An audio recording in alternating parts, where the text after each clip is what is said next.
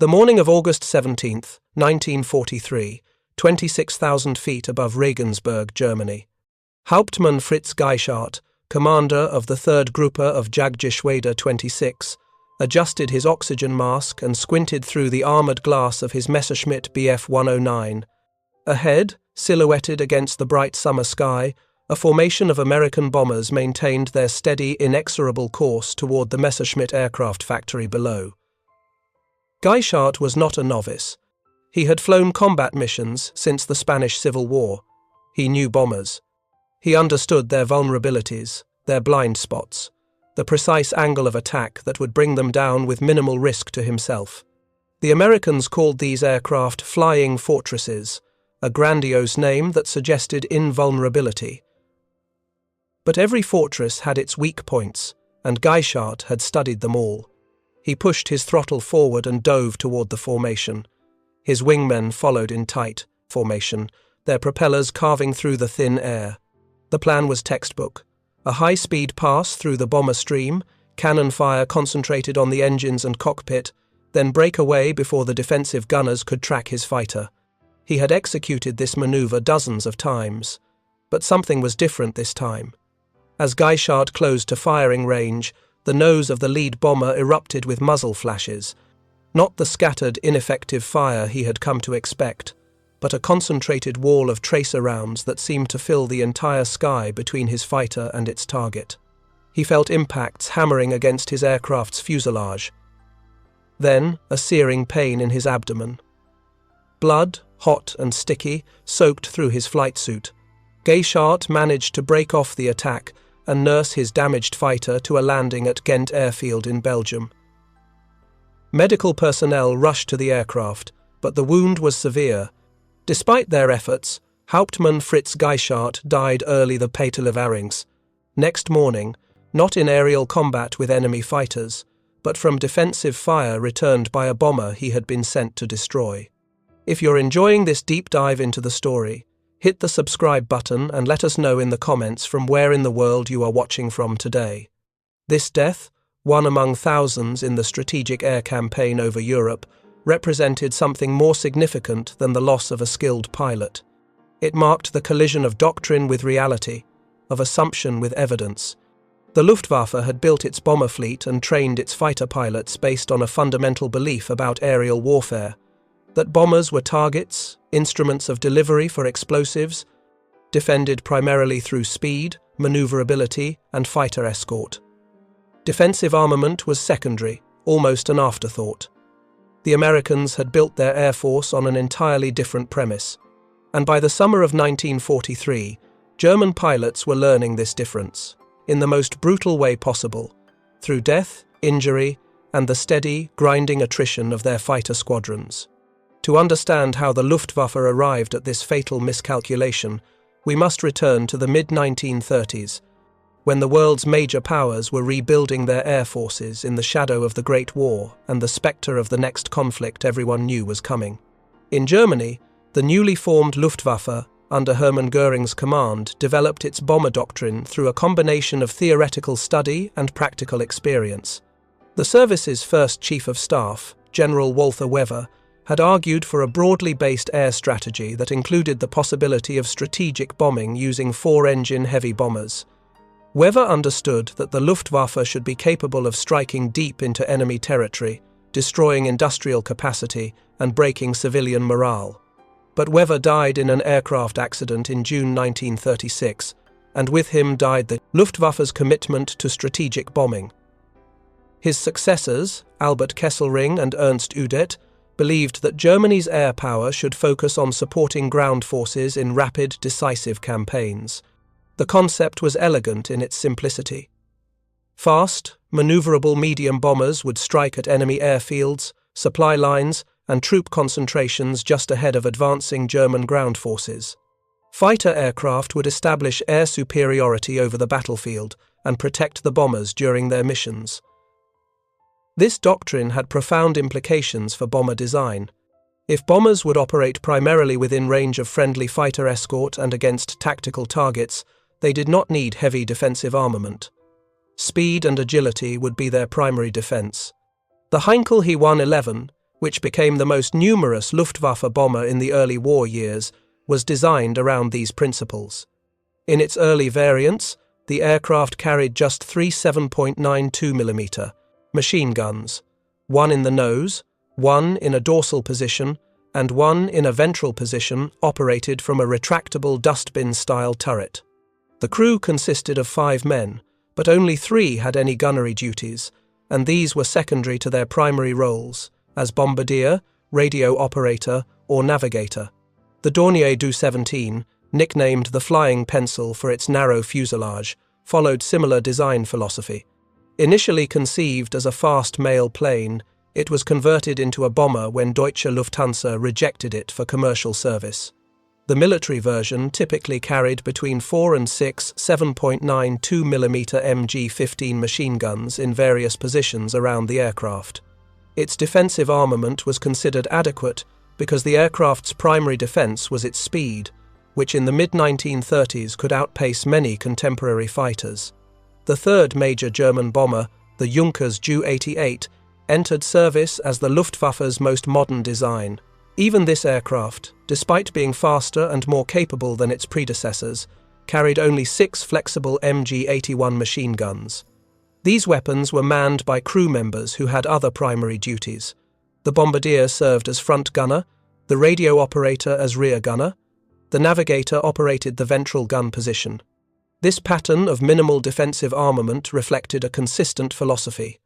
Bombers succeeded through operational doctrine, not through firepower. The MG-15, the standard flexible defensive weapon on German bombers, fired the 7.92 by 57mm round, the same cartridge used in the standard German infantry rifle. While this was one of the more powerful rifle-caliber rounds in military service, by 1940 any rifle-caliber weapon struggled to inflict critical damage on modern, well-constructed fighter aircraft with armor plating protecting the pilot and engine. The Luftwaffe's doctrine appeared vindicated during the early campaigns of World War II. In Poland, in September 1939, German bombers operated with near impunity, their missions protected by overwhelming fighter superiority and the rapid collapse of Polish resistance. In Norway and Denmark in April 1940, and then in France and the Low Countries in May and June, the same pattern held. German bombers struck tactical targets, German fighters swept enemy aircraft from the skies, and the Wehrmacht's ground forces exploited the chaos created by air attack. But the Battle of Britain in the summer and autumn of 1940 exposed the fatal flaw in this doctrine. When German bombers attempted to operate over England without adequate fighter escort, either because the Bf-109 lacked sufficient range to accompany them throughout the mission, or because the twin-engine Bf-110 heavy fighter proved unable to survive against more agile single-engine interceptors, they suffered catastrophic losses. On August 15, 1940, the Luftwaffe launched its largest coordinated attack of the battle, striking targets across southern England. German bombers discovered that their defensive armament was woefully inadequate against determined attack by modern, heavily armed monoplane fighters like the Hurricane and Spitfire. The Dornier Du 17, despite its agility and the rugged reliability of its air-cooled radial engines, could not maneuver well enough to evade fighters while maintaining formation and delivering accurate bombing. The Heinkel He-111, structurally tough and capable of absorbing tremendous punishment, was nonetheless slow and poorly armed. In one particularly devastating attack on August 18 against RAF Kenley Airfield, 9 Dornier Du 17s from 9 Staffel Kampfgeschwader 76 were either shot down or damaged so severely they never flew combat operations again. The Luftwaffe responded by increasing defensive armament on its bombers. Additional MG-15 machine guns were installed in beam positions, in the tail cone, anywhere that might provide coverage against attacking fighters. Some aircraft received the more powerful 13mm MG-131 machine gun. A few were even fitted with 20mm MG-FF cannons in the nose or ventral positions. But these measures were retrofits, field modifications, attempts to patch a fundamental design deficiency. The basic airframe and crew positions had not been designed around heavy defensive armament, and the additions came at the cost of performance, reducing already inadequate speed and maneuverability. By the time the Battle of Britain ended in October 1940, the Luftwaffe's bomber force had been mauled.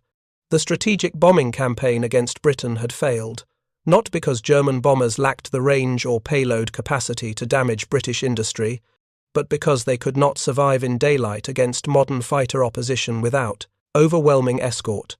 And in the years that followed, as the Luftwaffe committed ever more of its resources to the invasion of the Soviet Union and the defense of occupied territories across Europe and North Africa, the opportunity to fundamentally redesign the bomber force around different principles never materialized. Meanwhile, across the Atlantic, American aircraft designers had been developing bombers based on an entirely different set of assumptions. The Boeing B-17 Flying Fortress began as Boeing's Model 299, a private venture by the company to meet a U.S. Army Air Corps requirement for a multi-engine bomber. When the prototype first flew in July 1935, it was one of the most advanced aircraft in the world, an all-metal, low-wing monoplane with 4 engines, a retractable undercarriage, and an enclosed flight deck. But what captured the imagination of journalists and military officials alike was its defensive armament. The prototype carried 5 Browning machine guns in various positions around the aircraft, an unprecedented number for a bomber of that era. A reporter at the aircraft's public unveiling coined the term "flying fortress," and Boeing immediately adopted it for marketing purposes. 5 machine guns. In 1935, this was considered extraordinary, even excessive. Most bombers of the period carried 2 or 3 defensive weapons. The 5-gun armament reflected a specific doctrine being developed by theorists at the Air Corps Tactical School at Maxwell Field, Alabama. These theorists faced a fundamental problem. The United States, protected by 2 oceans, would need to project military power across vast distances in any future conflict. Bombers would need to strike targets deep in enemy territory, far beyond the range of any escort fighter, then in service or under development. If bombers could not be escorted, they would have to defend themselves. And if they had to defend themselves, they would need heavy armament and the ability to fly in mutually supporting formations. The doctrine that emerged held that bombers in tight formation, with overlapping fields of fire from their defensive weapons, could create a zone of destruction through which enemy fighters would be unable to penetrate without suffering unacceptable losses. The theory was elegant.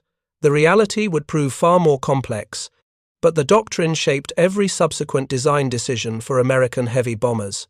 The initial B-17 models that entered service in 1937 and 1938 were, by later standards, lightly armed.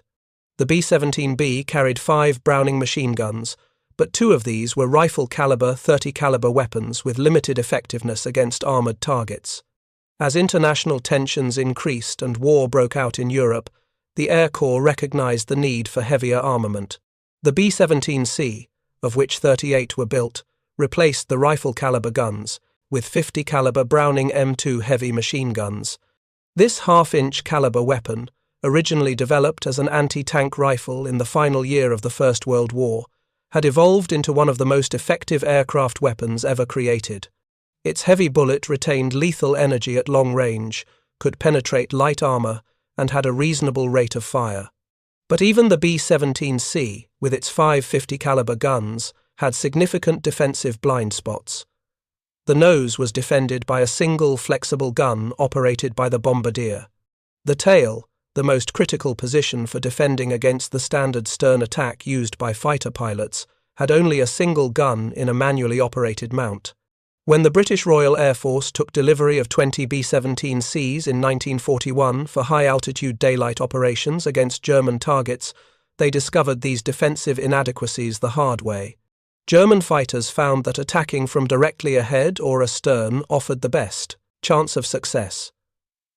The RAF quickly abandoned daylight operations and transferred the aircraft to Coastal Command for maritime patrol duties. The Americans learned from British experience. The B-17E model, which entered production in September 1941, represented a fundamental redesign of the aircraft's defensive armament. The tailgun position was replaced with a powered turret mounting twin 50-caliber machine guns, dramatically improving the gunner's field of fire and rate of engagement. A new dorsal turret behind the cockpit, also mounting twin 50 caliber guns, protected the upper rear quadrant.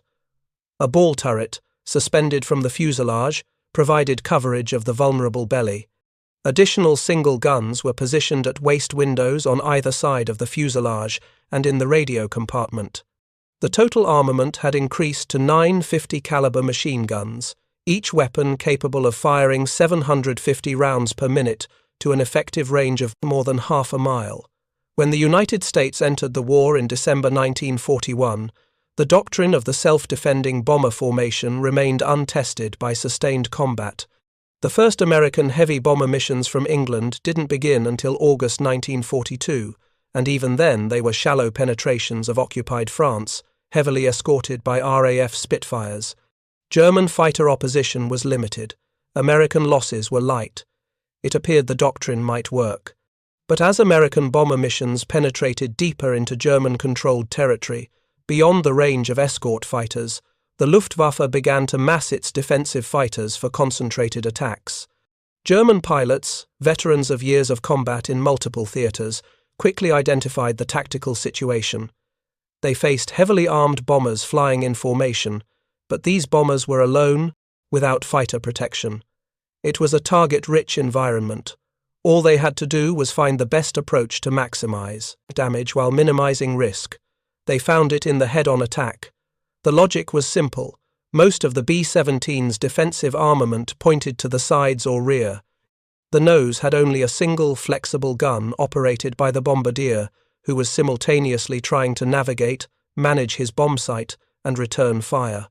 The forward armor protection was lighter than at the rear, designed primarily to protect against flak fragments rather than direct fighter attack. And a head-on attack compressed the engagement time to just seconds, giving the bomber's gunners minimal opportunity to track and engage the attacking fighter. Luftwaffe pilots discovered that 4 or 5 well-placed 20mm cannon hits from directly ahead could destroy a B-17. The explosive shells could penetrate the nose glazing, killing the bombardier and navigator. They could strike the pilots, who sat directly behind the nose and above it. They could damage the engines or ignite fuel tanks in the wings, and, because the bomber and fighter were approaching each other at a combined speed, often exceeding 600 miles per hour, the actual time in the bomber's defensive fire was just 1 or 2 seconds. Of course, this tactic required extraordinary nerve. A pilot diving toward a formation of heavy bombers, with tracers streaming toward his cockpit, had to maintain precise aim, while his every instinct screamed at him to break away. Many pilots, especially less experienced ones, broke off their attacks too early, wasting ammunition and reducing the effectiveness of their pass. But skilled pilots, veterans with dozens of missions, could execute the head-on attack with devastating effect. Throughout the spring and summer of 1943, American bomber losses mounted. The raid on Schweinfurt on August 17th, the same mission during which Hauptmann Geischardt was killed, cost the 8th Air Force 36 B-17s out of 183 dispatched. A loss rate of nearly 20%. The simultaneous raid on Regensburg lost 24 more bombers. The second Schweinfurt raid on October 14th cost another 60 B-17s. These losses were unsustainable. At such attrition rates, every bomber crew would be dead or captured before completing the 25-mission tour required to return home. The Americans faced a strategic crisis. The entire doctrine of daylight precision bombing, the justification for building the vast armada of heavy bombers now gathering in England, depended on the ability to reach and destroy targets deep in German territory. But without fighter escort for the entire mission, bombers were being destroyed faster than they could be replaced, and crews were dying faster than they could be trained. The solution came in 2 forms, and both reflected the fundamental American approach to industrial warfare: apply resources until the problem is solved. First, bomber defensive armament would be increased yet again. The B-17F model had added cheek guns in the nose, single 50 caliber weapons aimed forward from windows on either side of the bombardier's position. These helped, but they were manually aimed, difficult to operate effectively, and provided only limited coverage. What was needed was a powered turret in the nose, something that could be aimed and fired quickly, that provided protection against the devastating head-on attacks that were destroying so many aircraft. Boeing engineers, working with Bendix Corporation, developed a remotely operated chin turret that could be installed beneath the bombardier's position, mounting two 50-caliber machine guns with 1,460 rounds of ammunition. Combined with the existing cheek guns, this gave the nose of the aircraft four forward-firing 50-caliber machine guns, transforming the previously vulnerable position into a formidable defensive strongpoint. The modified aircraft, designated the B-17G, began reaching England in the late summer of 1943. With the addition of the chin turret, the aircraft now carried 13 50-caliber machine guns, 2 in the chin turret, 2 in the top turret, 2 in the ball turret, 2 in the tail turret, 1 in each cheek position, 1 in the radio room, and 1 at each waist window. Nearly 7,500 rounds of ammunition fed these weapons. Every crew member except the pilot and co-pilot had a gun at his station, 13 guns, each capable of firing 12.5 rounds per second, each round weighing nearly 2 ounces and travelling at 2,900 feet per second at the muzzle. The mathematical firepower was staggering.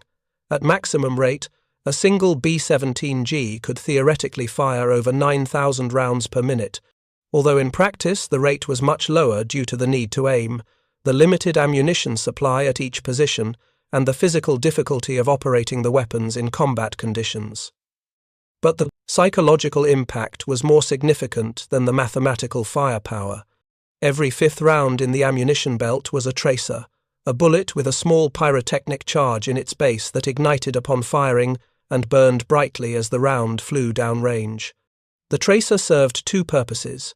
It allowed the gunner to observe where his rounds were going so he could adjust his aim, and it provided a visible deterrent to attacking fighters. The stream of tracers created an illusion of far more rounds in the air than actually existed, since for every glowing tracer, 4 invisible bullets accompanied it. German fighter pilots, closing at high speed on a B-17 formation, found themselves flying into what appeared to be a solid wall of fire. Hundreds of tracer rounds, glowing red or orange, seemed to fill every cubic meter of air between them and their targets. The natural human response was to flinch, to break away, to avoid flying through that inferno. And even pilots who fought for themselves to maintain their attack runs often broke off early, reducing their engagement time and their accuracy. The defensive armament didn't need to destroy every attacking fighter. It only needed to make the attack costly enough, dangerous enough, that pilots would either abort their runs early or avoid attacking the formation altogether. In this role, the 13 guns of the B-17G proved remarkably effective, not through the mechanical act of shooting down fighters, but through the psychological pressure they exerted on the men trying to shoot down the bombers. When a captured B-17F was examined by Luftwaffe intelligence officers in 1942, they counted 11 heavy machine guns. Field Marshal Erhard Milch, State Secretary for the Luftwaffe and one of the architects of German rearmament, recognized immediately the implications. Here was a bomber designed not merely to carry bombs but to fight its way through enemy air defenses. Milch warned his superiors that these aircraft represented a serious threat to German cities and industry. But Hermann Göring, Commander-in-Chief of the Luftwaffe, dismissed the concern. German fighters, he argued, could handle any bomber the Americans might produce. By the time the B-17G entered service with its 13 guns, that confidence had begun to erode. Adolf Galland, General of Fighter Aircraft and one of the Luftwaffe's most successful aces, observed that the B-17 united every possible advantage in one aircraft: heavy armor, enormous altitude capability, colossal defensive armament, and great speed relative to other bombers. It was, he concluded, a formidable opponent, but the German response to this threat was constrained by the fundamental contradiction at the heart of the Luftwaffe's situation. To effectively engage B-17 formations, German fighters needed heavier armament, 30mm cannons that could destroy a bomber with just a few hits, allowing the attacking fighter to stay outside the effective range of the bomber's defensive guns. But heavier armament meant heavier aircraft, which meant reduced performance, which made German fighters more vulnerable to American escort fighters that were now beginning to appear over Germany. The Focke-Wulf 190A, one of the Luftwaffe's best fighters, was progressively up-armed from two 20mm cannons to 4, then 6, then supplemented with 30mm weapons. Special Sturmbok or assault versions were created specifically for attacking bomber formations, with armor plating to protect the pilot from defensive fire and heavy cannon armament. But these heavily armed and armored fighters were slower and less maneuverable than standard models, making them easy prey for American P-47s, and later P-51 Mustangs. The Luftwaffe found itself trapped in an arms race it was losing. Each increase in bomber defensive armament drove German fighters to carry heavier weapons. Heavier weapons made German fighters more vulnerable to American escorts. More vulnerability meant higher losses, which meant fewer fighters available, which meant less protection for German industry and cities. The strategic situation, which had seemed so favorable in 1940 when the Luftwaffe ranged freely over Europe, had completely reversed by late 1943. The human cost of this defensive firepower, magnificent as it appeared in training films and propaganda footage, was extracted in ways that statistics and armament lists could never capture. The 13 guns of a B-17G were not fired by 13 dedicated gunners. They were operated by 10 men, most of whom had multiple responsibilities, and all of whom endured conditions that tested the limits of human endurance. Consider the ball turret gunner, perhaps the most iconic and certainly one of the most miserable positions on any aircraft of the war. The Sperry ball turret was a marvel of engineering, a sphere of metal and plexiglass approximately 4 feet in diameter, suspended from the belly of the aircraft by a motorized support that allowed 360 degrees of rotation. Inside this sphere, the gunner crouched in a fetal position, his knees drawn up to his chest, his feet in stirrups that controlled the turret's movement, his hands on the firing controls for two 50-caliber machine guns with 500 rounds each. The ball turret gunner entered his position after takeoff, climbing down through a hatch in the fuselage floor and contorting himself into the cramped space. He remained there for the duration of the mission, which could last 8 hours or more. There was no room to move, no way to stretch cramped muscles. The plexiglass glazing offered minimal protection against the cold at altitude, where temperatures regularly dropped to 60 degrees below 0 Fahrenheit. The electrically heated suits that crews wore often malfunctioned, shorting out, and sometimes burning the wearer, or failing entirely and leaving the gunner to slowly freeze. But the psychological burden was perhaps worse than the physical discomfort. The ball turret gunner hung beneath the aircraft, unable to see his crewmates, connected only by the intercom system. If that system failed, he was alone in silence, watching the earth far below and the enemy fighters that rose to attack. If the aircraft was damaged and forced to make an emergency landing, there was often no time to rotate the turret to allow the gunner to exit. Aircraft that belly landed with the ball turret extended crushed the gunner inside. Every man who flew in that position knew this risk. Every mission involved placing himself in a position from which escape might be impossible. The waist gunners, positioned at windows on either side of the fuselage, faced different challenges. These positions were not enclosed. The windows were open to allow the guns to be aimed, which meant they were open to the frigid air at altitude. Wind roared through the fuselage at over 200 miles per hour, carrying away heat and making every breath an icy assault on the lungs. The gunners wore oxygen masks, heavy flight suits, electrically heated underwear, gloves so thick they could barely feel the gun's triggers. And as they fired, the spent brass casings from their weapons piled up on the deck beneath them, creating a slippery, hazardous surface that could cause a man to lose his footing at a critical moment. The top turret gunner, positioned directly behind and above the pilots, had an enclosed turret that offered some protection from the elements. But his position required constant vigilance, scanning the sky above and to the sides of the aircraft for the German fighters that dove from the sun or lurked in clouds before attacking. The physical act of operating the turret, traversing it rapidly to track fast-moving targets while simultaneously aiming and firing, was exhausting. Missions could last 8 hours. For 8 hours, the gunner had to remain alert, ready, because the attack could come at any moment and might last only seconds. The tail gunner occupied what many considered the most important defensive position on the aircraft. The tail of the bomber, where the fuselage narrowed and offered limited protection, was the traditional point of attack for fighter pilots. A gunner positioned here could engage fighters as they made their approach runs, potentially driving them off or destroying them before they could inflict critical damage. But this position, like the ball turret, was isolating. The tail gunner crawled through a narrow passage from the main fuselage into the tail section, where he knelt before his twin 50 caliber guns and a small window of plexiglass that was often the only thing between him and oblivion. If the tail was shot away, as sometimes happened, there was no escape. The gunner simply ceased to exist. The most vulnerable positions, ironically, were in the nose, where the bombardier and navigator worked. The bombardier sat at the very front of the aircraft, surrounded by plexiglass, with an unobstructed view ahead and below. His primary job was to operate the Norden bomb sight, the sophisticated optical mechanical computer that calculated the precise moment to release bombs for maximum accuracy.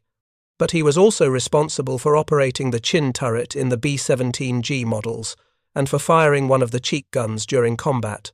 When German fighters attacked head-on, the bombardier had seconds to abandon his bombing calculations, swing the chin turret toward the threat, and return fire while shells and bullets smashed through the plexiglass around him.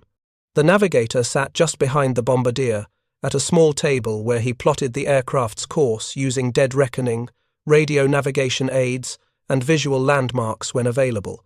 He, too, had a cheek gun to operate during combat. Both officers for the bombardier and navigator were commissioned officers. Unlike the enlisted gunners, were exposed to enemy fire with minimal protection. Many bomber missions resulted in the bombardier or navigator, or both, being killed or severely wounded by the first burst of fire from a head-on attack. The pilots and co-pilot, seated side by side on the flight deck above and behind the nose, had somewhat better protection. Armor plate behind their seats protected against attacks from the rear. The instruments and structure of the aircraft provided some shielding, but they too were vulnerable, especially to head-on attacks, and they bore the additional burden of command. The pilot had to maintain formation, navigate through flak, make split-second decisions about whether to continue to the target or abort if damage was too severe, and do all of this while watching his friends and comrades in other aircraft explode or spin away trailing fire. And the radio operator, positioned amidships with a single gun in the upper fuselage, served as the crew's link to the outside world, monitoring communications, calling out threats, and adding his own firepower to the defensive barrage when fighters closed in. 10 men. 13 guns. An aircraft that weighed 30,000 pounds empty and up to 65,000 pounds loaded with fuel, bombs, and ammunition. This was the weapon system the Americans had created to execute daylight precision bombing against the most heavily defended targets in Europe. The question that haunted every crew, on every mission, was whether it would be enough. The answer, as revealed through the brutal arithmetic of combat, was both yes and no. Yes, the defensive armament made B-17 formations a formidable challenge for German fighters. The claim by bomber gunners of enemy aircraft destroyed reached extraordinary numbers. The 8th Air Force credited its bomber gunners with 6,259 German fighters shot down, more than were credited to the 8th Air Force's fighter pilots. But the methodology for confirming these kills was problematic. In the chaos of combat, with multiple gunners often firing at the same target, it was nearly impossible to determine who had actually destroyed a particular fighter. Many claims were certainly duplicates. Others represented fighters that were damaged but not destroyed, that managed to limp home and fight another day.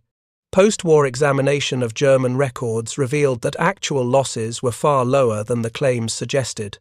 On the first Schweinfurt raid in August 1943, American gunners claimed 228 German fighters destroyed. Careful analysis by the 8th Air Force staff reduced this to between 100 and 148. The actual German loss, documented in Luftwaffe records, was 25 fighters. This enormous discrepancy didn't mean the gunners were lying or that their fire was ineffective.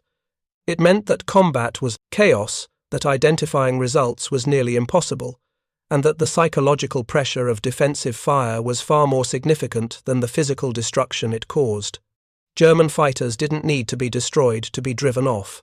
They only needed to be discouraged, to have their attacks disrupted, to be forced to break off early or avoid certain approach angles entirely. In this psychological role, the defensive armament succeeded brilliantly. German pilots, even experienced aces, described the experience of attacking B-17 formations with a mixture of professional respect and visceral fear. One pilot compared it to making love to a porcupine that was on fire, a crude but vivid description of the seemingly impossible task of closing to effective weapons range while tracer rounds streamed past the cockpit. Another pilot noted that the size of the bombers and their formations could not be adequately described to inexperienced pilots. They had to be experienced firsthand to be understood. The Luftwaffe developed increasingly sophisticated tactics to counter the bombers' defensive fire. Fighters attacked in coordinated waves, attempting to overwhelm the gunners and divide their attention. They launched rockets from outside the effective range of the 50 caliber guns, hoping to break up formations or destroy bombers without having to press home close-range attacks. They deployed specially trained Sturmgruppen, assault groups of heavily armed and armoured fighters that would bore through defensive fire to get close enough for their 30mm cannons to be effective, accepting higher losses in exchange for higher kill rates. But every tactical innovation had a cost. Rockets were inaccurate and required carrying heavy launch rails that degraded fighter performance.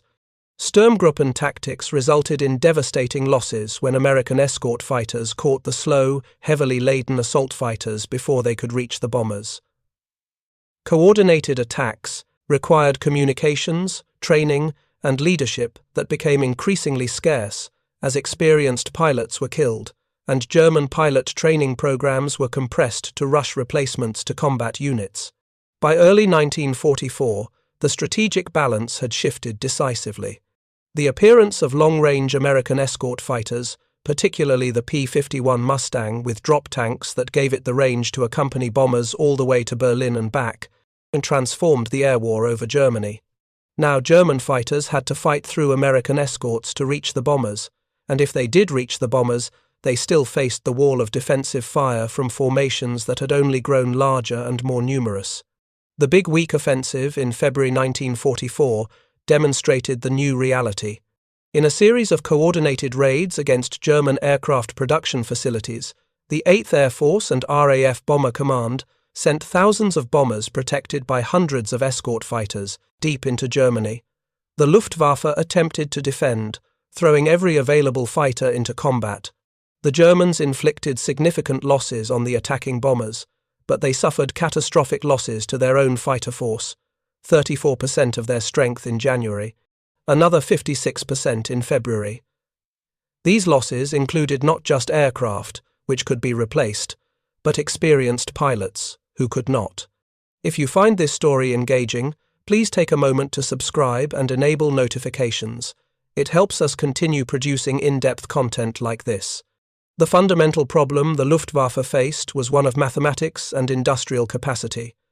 Germany, even at the peak of its territorial expansion, could not match the industrial output of the United States. American aircraft production in 1944 exceeded 60,000 planes, including more than 6,500 B-17G models alone. German production, despite the organizational genius of Armaments Minister Albert Speer and the ruthless exploitation of slave labor, could not keep pace. More critically, the Americans had the resources to train pilots properly, giving them hundreds of hours of flight time before sending them to combat. German pilot training programs, desperately trying to replace mounting losses, cut training time to dangerous minimums. Pilots arrived at combat units barely able to fly their aircraft, let alone employ it effectively in combat. The arms race between bomber defensive armament and fighter offensive armament had become a war of attrition, and Germany was losing. Every mission cost the Luftwaffe irreplaceable resources. Every mission the Americans flew, regardless of losses, was replaced by new aircraft and new crews flowing across the Atlantic in numbers the Germans could not match. The psychological impact on German pilots was profound. In the early years of the war, Luftwaffe fighter pilots had enjoyed a significant advantage over their opponents. German fighters were generally superior to enemy aircraft. German pilots were better trained. German tactics, developed through combat experience in Spain and refined in Poland and France, were more sophisticated. Fighter pilots were an elite, confident in their skills and their equipment. By 1944, that confidence had evaporated. German pilots now faced American fighters that were equal or superior to their own aircraft, flown by pilots who had the fuel to train properly and the industrial backing to replace losses. And when they managed to evade or fight through the escorts to reach the bombers, they faced aircraft bristling with defensive armament, flying in formations specifically designed to maximize that firepower. The diary entries and letters of German fighter pilots from this period reveal a growing sense of hopelessness. They knew they were losing. They knew that every mission was more likely to be their last. They continued to fight because they were soldiers, because their country was under attack, because they had no choice. But the confident swagger of the early war years was gone, replaced by grim determination and the knowledge that survival was increasingly a matter of luck rather than skill. The American bomber crews, for their part, understood that their defensive armament had not made them invulnerable. Every mission brought losses. Every formation returned with aircraft so badly damaged they would never fly again, with dead and wounded crew members, with hydraulic fluid and fuel streaming from torn lines, with engines feathered and control surfaces shot away. The 50 caliber guns that had seemed so formidable in training were revealed in combat to be necessary but not sufficient. They bought time. They discouraged attacks. They occasionally destroyed enemy fighters, but they did not eliminate the threat. The true measure of the B-17's defensive armament was not in the German fighters it destroyed, but in the missions it allowed American crews to complete. The doctrine of the self-defending bomber formation, so controversial in the pre-war years, proved viable not because it eliminated the need for fighter escort, but because it made unescorted bombing survivable long enough for escorts to be developed and deployed. This distinction is critical. The Americans did not prove their doctrine correct, they proved it workable. There is a profound difference. A correct doctrine would have achieved its objectives without unacceptable losses. The American doctrine of unescorted daylight bombing resulted in casualty rates that, in any previous war, would have been considered catastrophic. The 8th Air Force suffered 47,000 casualties during the war, including 26,000 dead. Some bomb groups had casualty rates exceeding 100%, meaning they lost more men than their authorized strength, as replacements were fed into units to compensate for mounting losses. But the Americans had the industrial capacity and population to sustain these losses while simultaneously developing solutions to reduce them. The British, facing similar losses in daylight bombing earlier in the war, had been forced to switch to night operations because they lacked the resources to sustain the attrition. The Germans, attacking Britain in 1940, had been forced to abandon daylight bombing for the same reason. Only the Americans had the combination of resources, industrial capacity, and strategic depth to persist with daylight operations until the combination of improved defensive armament, better tactics, and long-range escort fighters made those operations sustainable. The final irony of the Luftwaffe's miscalculation about American bomber armament was not that they underestimated the defensive firepower of individual aircraft. German intelligence provided accurate reports on B-17 armament. Field Marshal Milch recognized the threat. The miscalculation was more fundamental. The Germans underestimated American industrial capacity and the American willingness to accept casualties in pursuit of strategic objectives. The Luftwaffe had designed its bombers around the assumption that air forces operated within resource constraints, that losses had to be minimized, that doctrine had to reflect the reality of limited industrial capacity. This was a rational assumption based on European experience. Every European power in the war faced resource constraints that shaped their decisions. The British couldn't afford unlimited bomber losses, so they switched to night bombing. The Germans couldn't afford to develop and produce heavy four-engine bombers and maintain production of medium bombers and fighters, so they focused on tactical aviation. The Americans faced different constraints, not unlimited resources, but resources on a scale that dwarfed those available to any European power. When daylight bombing proved costly, the American response was not to abandon the strategy but to build more bombers, train more crews, develop better tactics, and create escort fighters with sufficient range. The famous American saying, "Quantity has a quality all its own," attributed to Stalin but practiced by the United States, captured this approach. The 13 guns on a B-17G were not individually superior to German fighter armament.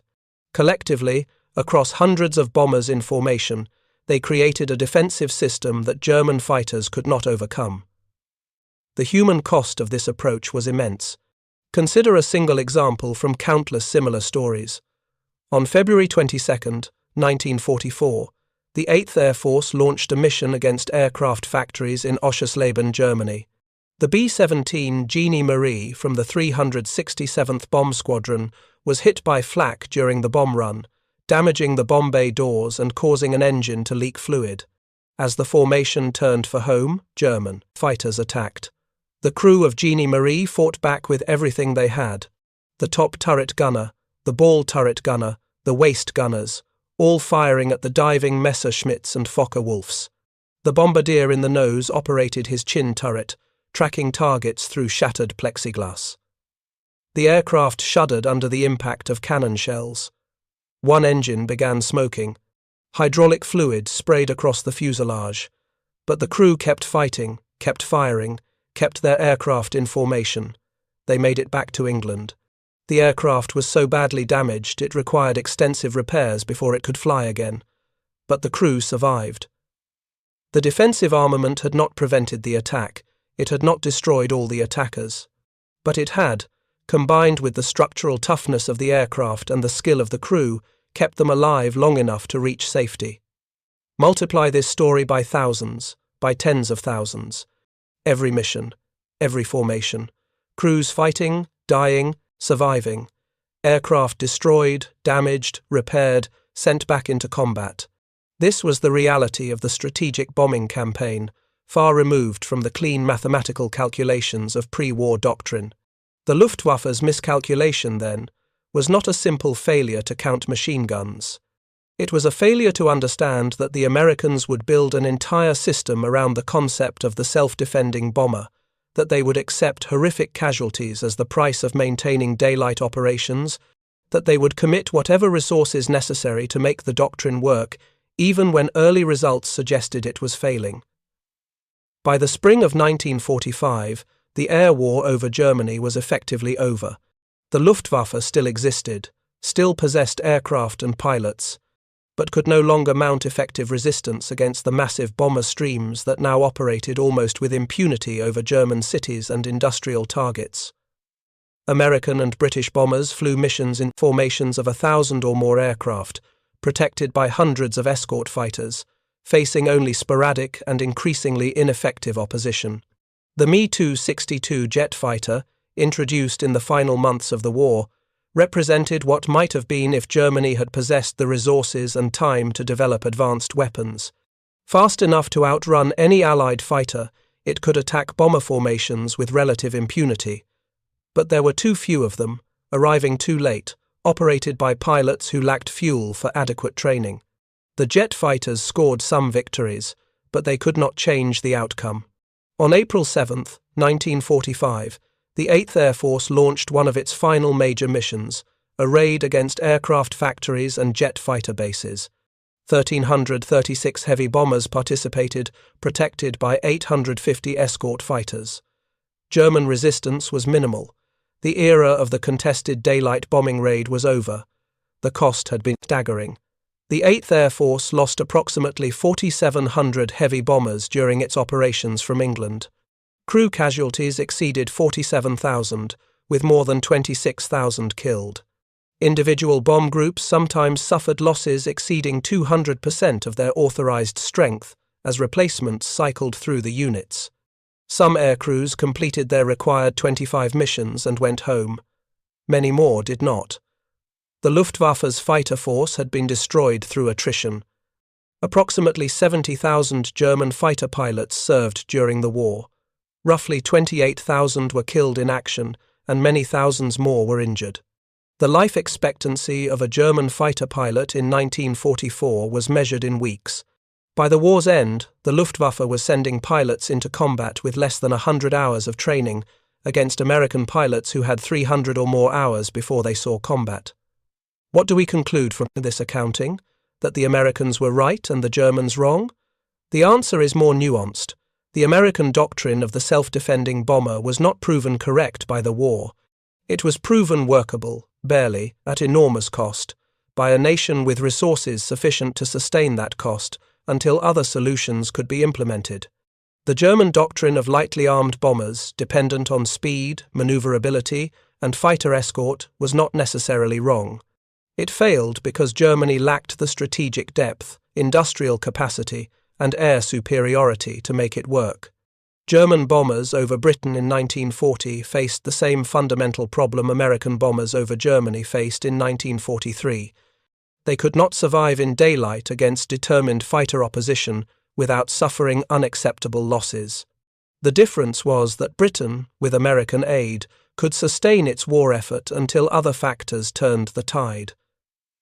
Germany, increasingly isolated and facing enemies on multiple fronts, could not. The 13 machine guns on a B-17G were not a war-winning weapon. They were a component in a system that included industrial production, crew training, tactical development, escort fighters, target selection, and the strategic decision to accept high casualties in pursuit of strategic objectives. Remove any one of these components, and the system fails. The Luftwaffe's miscalculation was not that they failed to put 13 guns on their bombers. Their miscalculation was that they believed air warfare could be conducted within the resource constraints that governed traditional military operations. The Americans proved that with sufficient industrial capacity and willingness to accept casualties, those constraints could be overcome, at least temporarily, and at horrific cost. When Hauptmann Fritz Geischardt died from wounds received attacking an American bomber on August 17, 1943, he represented more than the loss of a skilled pilot. He represented the collision of doctrine with reality, of assumption with evidence. The Luftwaffe had assumed that bombers, regardless of defensive armament, would remain targets rather than threats. The Americans had designed their bombers on a different assumption, that given sufficient firepower, bombers could be both target and threat simultaneously. Both assumptions contained elements of truth and elements of fatal error. The historical record shows not which assumption was correct, but which nation had the resources to make their assumption work long enough for other factors to decide the outcome.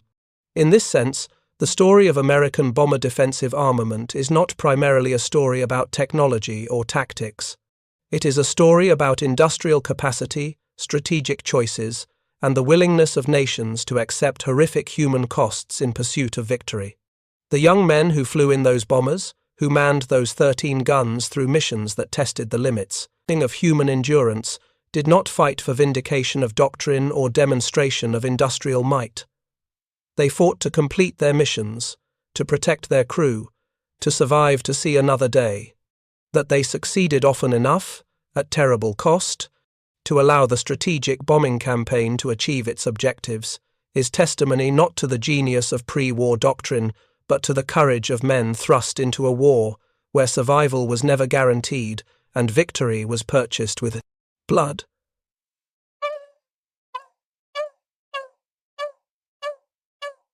Thank you for watching. For more detailed historical breakdowns, check out the other videos on your screen now, and don't forget to subscribe. The night of June 5, 1944, 12:48 in the morning. In the darkness over Normandy, 13,000 American paratroopers hurtled toward Earth through storms of anti-aircraft fire.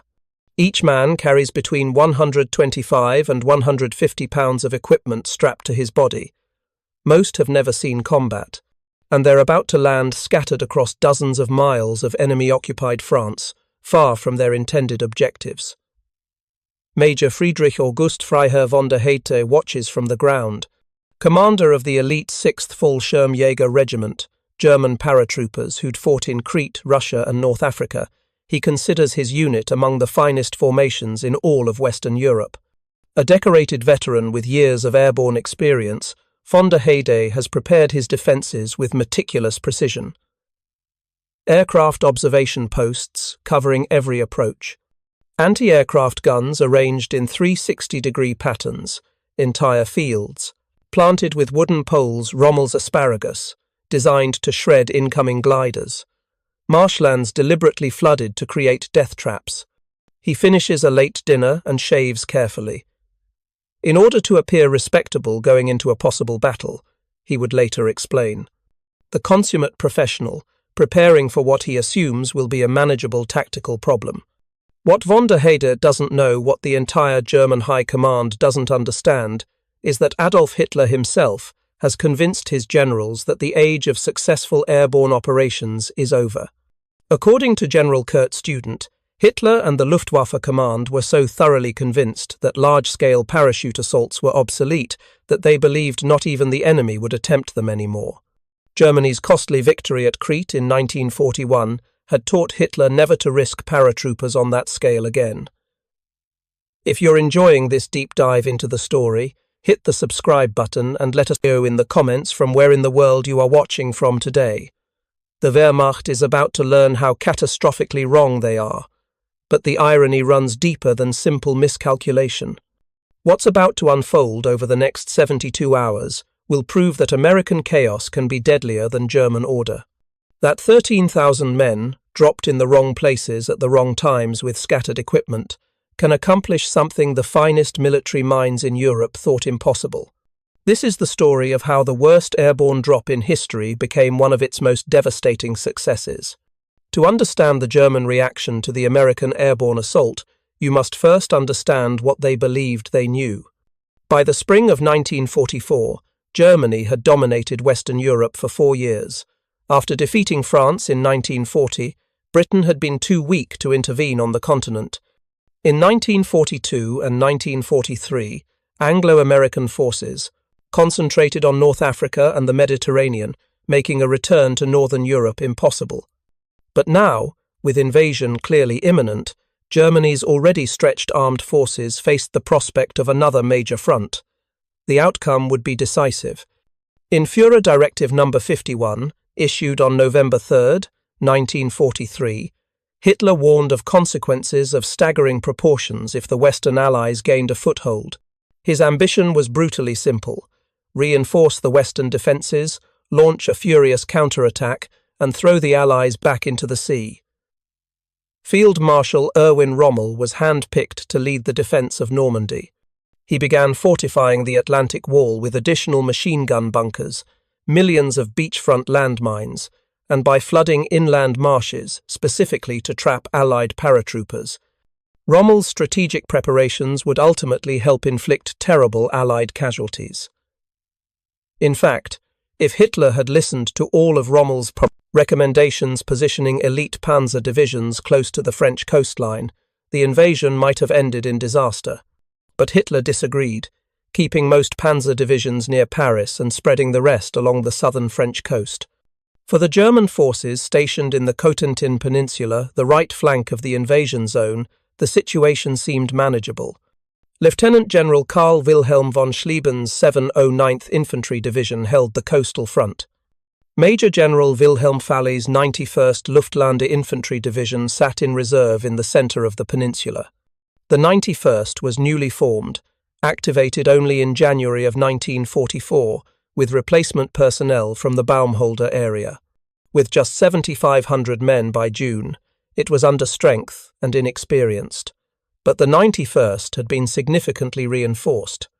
Attached to it was von der Heydte's 6th Parachute Regiment, 3,400 elite Fallschirmjäger who would grow to 4,500 men by D-Day.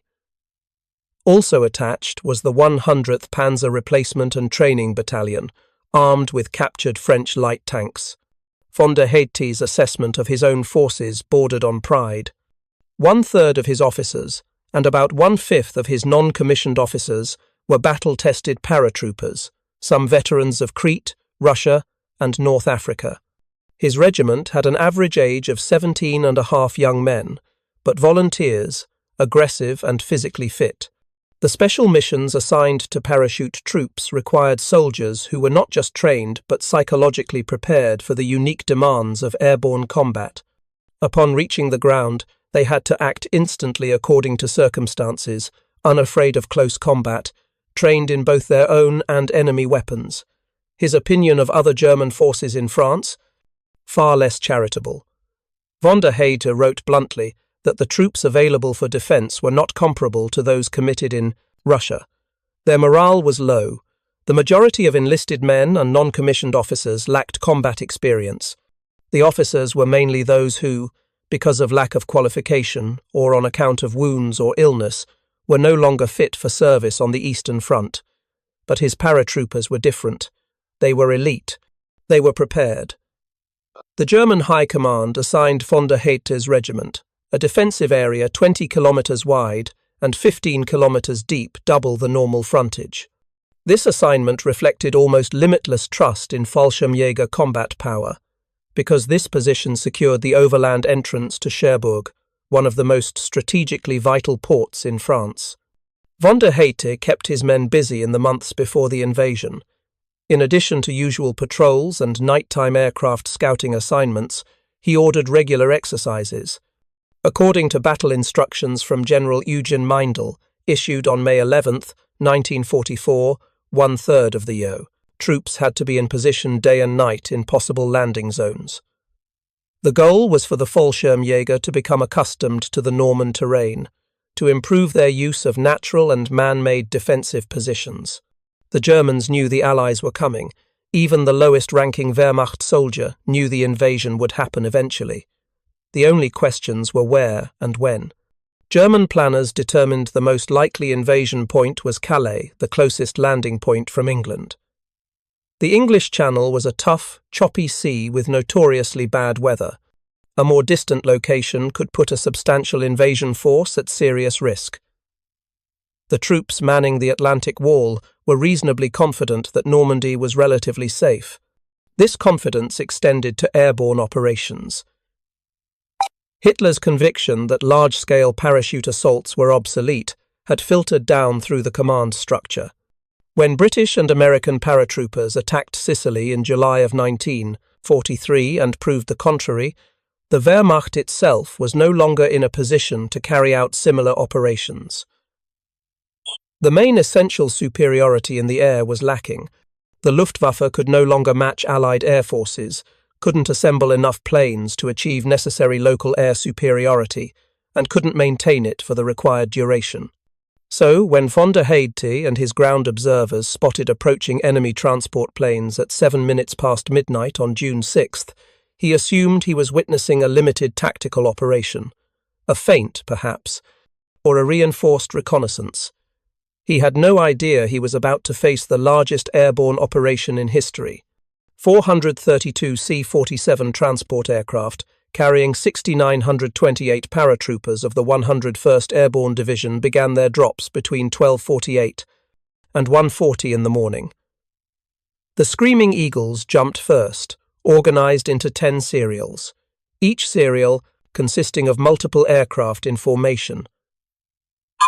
Minutes earlier, Pathfinder Team's 300 specially trained paratroopers had jumped ahead of the main force.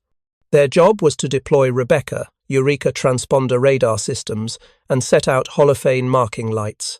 The Rebecca, an airborne sender-receiver, would indicate on the pilot's scope the direction and approximate range of the Eureka responder beacon on the ground.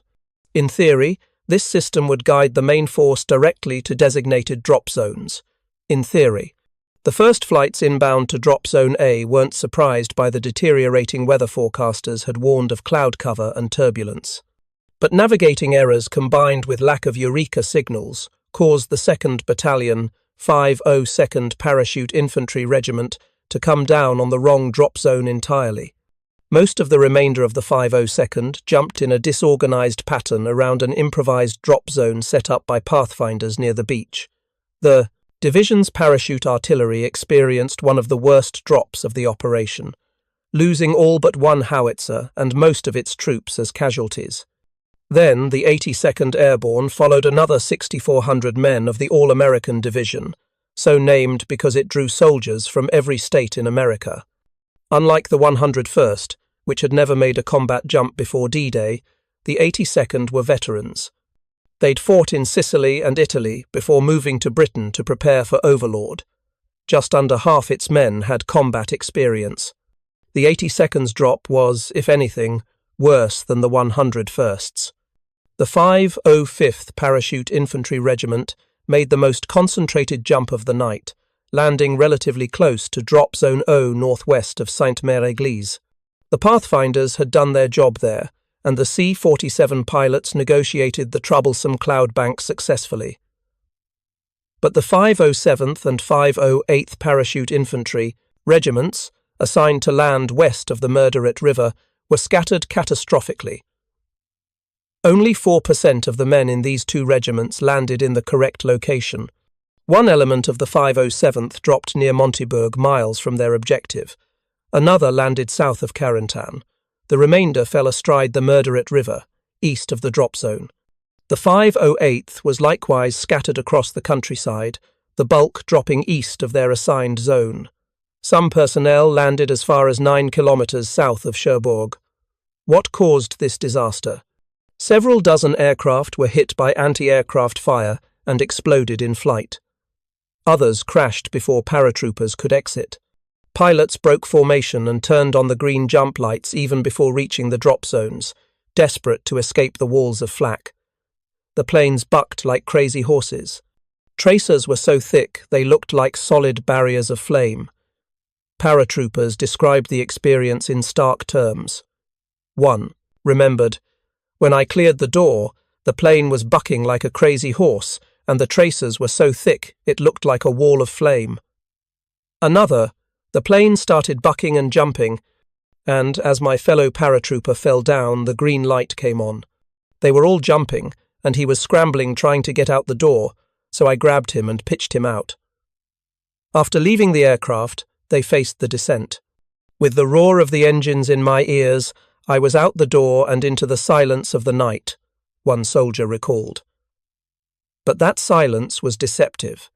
They were sitting targets all the way down. As we left the plane, we had flak, machine gun fire and everything else all the way down because we were sitting ducks. The opening shock was violent. Helmets were pushed over faces. Equipment tore away.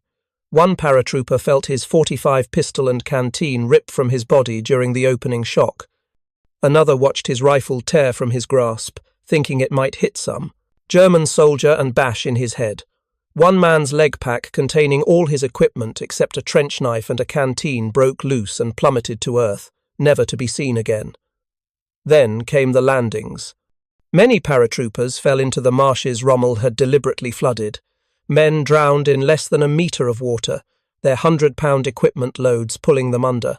One survivor from the 101st Airborne remembered, "Those who jumped from the C-47 before me drowned in a marsh, just like those who jumped after me. I landed on a thin strip of land a few meters wide that crossed the marshes." Bodies would be found there weeks later.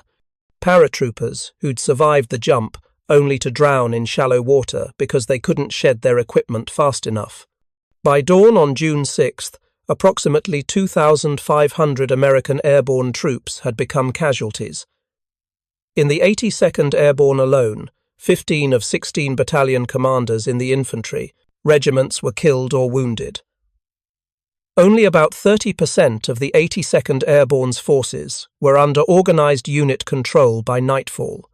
For any conventional military operation, this would spell total, catastrophic defeat. But D-Day was not a conventional operation, and here the profound irony begins to reveal itself. The very dispersal that should have doomed the American paratroopers became their most devastating tactical advantage. German forces in the Cotentin Peninsula that night consisted of identifiable units with clear command structures and defined defensive sectors. The 709th Infantry Division held the coast.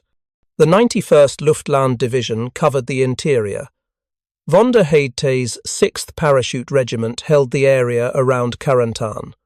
On paper, the Germans possessed everything needed to crush an airborne assault: prepared positions, interior lines of communication, elite troops mixed with adequate reserves. Then the reports started flooding in. American paratroopers landing near Sainte-Mère-Église. American paratroopers 15 miles southwest near Raids. More Americans were detected near Carentan, and Montebourg, and Picauville, and Angoville-aux-Plaines, and a dozen other locations scattered across 40 miles of countryside. Von der Heydte's communications officer later described the chaos of that night. The communications situation was anything but clear. We couldn't get any connection to the neighboring units or senior positions. Partisans and sabotage groups had cut the wires, so we had to send out messengers and maintenance men to establish contact. One of my messengers, a young boy who had just turned 18, returned to me in the morning, distraught. I had sent him to the headquarters of the 91st Airborne Division. He found the headquarters deserted and destroyed. He had found the commander of the division, General Falley, lying shot dead on the side of the road. At that point, at the latest, it became clear that we only had ourselves to rely upon in the next few days. Wait. The divisional commander? Dead? General Wilhelm Falley had heard the roar of thousands of Allied aircraft engines in the night sky. He turned his car around and raced back to his headquarters near Bernaville. As he pulled onto the grounds just before dawn, he drove directly into a blaze of gunfire from scattered American paratroopers of the 82nd Airborne Division. He became the first German general to die in Normandy, killed not by a planned ambush or coordinated assault, but by a small group of lost American paratroopers who happened to land near his headquarters, a headquarters they didn't even know existed. This pattern repeated across the entire drop zone. At 4 a.m, German forces near Raids engaged American paratroopers. After an exchange of heavy fire, the Germans defeated the invaders and took prisoner a major, a captain, a lieutenant, and 73 enlisted men, a clear tactical victory. But the prisoners' stories made no sense. They were young men, mostly around 20 years old, big, strong. They wore combat uniforms with sewn-on pockets carrying what seemed like half a department store, rations in cans, chewing gum, chocolate, reserve ammunition, pictures of girls, even explosives. Each had a large combat knife tied to his lower leg. They claimed to be part of massive airborne divisions, the 82nd and 101st, with thousands of men. But where were these thousands? The Germans were fighting scattered groups of 20, 50, maybe 100 men at most. Small bands appearing and disappearing like ghosts in the hedgerows. Obergefreiter Gunther Prignitz of von der Heydte's 13th Company described the first encounter. The 13th Company absorbed the enemy fire and achieved good results against the Americans, who were disoriented by the nighttime landing in an unknown area. Disoriented? Yes, the Americans were clearly disoriented. But something else was happening, something the Germans couldn't quite grasp. At 3 a.m, von der Heydte's 1st Battalion encountered American paratroopers between Saint-Georges-de-Bohon and Rougeville. The Fallschirmjäger engaged and, according to their reports, achieved good results. The Americans seemed confused, vulnerable. Yet more Americans kept appearing. Different groups. Different locations. No apparent coordination. General Dollmann, commander of the German 7th Army, had scheduled a planning war game in Rennes that day, ironically, testing responses to an Allied landing. His division commanders were on the road to Rennes when they got the recall. They spent the morning racing back to their command posts, trying to piece together what was happening. Dollmann attempted to organize a large-scale counterattack. He ordered the 709th and 91st Divisions to attack the drop zones from east and west, with von der Heydte's 6th Parachute Regiment, attacking from the south. A classic pincer movement, textbook German tactics. But which drop zones? The Americans seemed to be everywhere and nowhere simultaneously. The scattered state of American forces made a unified German response nearly impossible. Von der Heydte later noted that the confusion was so complete, the German leadership's trust in Fallschirmjäger combat power was tested to its limits. His regiment, assigned an area 20 kilometers wide and 15 kilometers deep, now faced an enemy that couldn't be pinned down, couldn't be decisively engaged, and kept appearing in unexpected locations. South of Angoville-au-Plain, Fallschirmjäger wading through reedy marshes were attacked by strong American units. During the night, more American airborne soldiers had landed via parachute, and 150 military gliders had touched down in the area. The Germans suffered heavy casualties trying to fight through the ring of Americans to the southwest. Close combat erupted, near La Barquette. 3 German soldiers were killed. One Fallschirmjäger, Jäger Manfred Vogt of the 4th Company, made gruesome observations about the intensity of these scattered firefights. The chaos was so complete that Germans and Americans found themselves fighting at point-blank range in darkness, neither side certain of the other's strength or position. At 12:48 a.m., the Pathfinders of the U.S. 101st Airborne Division had been the first to land between Saint-Côme-du-Mont, Baupte, and Carentan. Von der Heydte's men were actually the first Germans to identify enemy soldiers landing in Normandy. His ground observers had done their job perfectly, but identifying the enemy and stopping them proved to be 2 entirely different problems. The town of Sainte-Mère-Église became the first test of this new kind of warfare. Only elements of the 505th Parachute Infantry Regiment had landed near their designated drop zone O, northwest of the town. Some paratroopers landed directly in Sainte-Mère-Église's town square. A house fire had drawn German soldiers to patrol the streets, and these unlucky Americans were shot as they descended or before they could cut themselves free from their parachutes. Private John Steele's parachute caught on the church steeple. He hung there for more than 2 hours, playing dead, until most of the village was under American control. But Lieutenant Colonel Edward Krauss led a small force that captured the town shortly after 4 in the morning. By dawn, an American flag flew from the town hall. Sainte-Mère-Église, the first town liberated in France. The Germans couldn't believe it.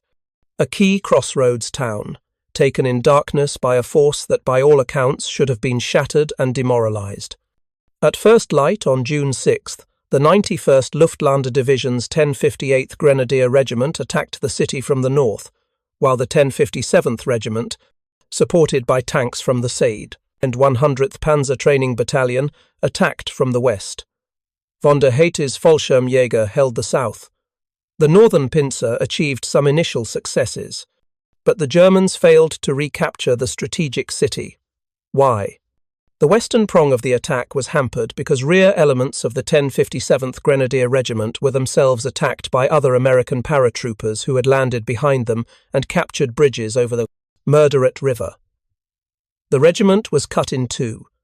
Everywhere the Germans tried to concentrate force, they found Americans in their rear, on their flanks, disrupting communications, ambushing supply columns, appearing where no airborne troops should logically be. Meanwhile, isolated American paratroopers were accomplishing their missions through sheer improvisation. The 101st Airborne's primary objectives were the 4 causeways leading inland from Utah Beach. These narrow, raised roads across flooded lowlands were absolutely critical. If the Germans controlled them, the 4th Infantry Division landing at Utah would be trapped on the beach, unable to move inland, vulnerable to counterattack. Paratroopers of the 101st seized causeways 1 and 2 in the vicinity of Pouperville. Lieutenant Colonel Robert Cole, commander of the 3rd Battalion of the 502nd Parachute Infantry Regiment, had actually landed in the 82nd sector. Rather than waste time trying to rejoin his own division, he moved to assault causeways 3 and 4.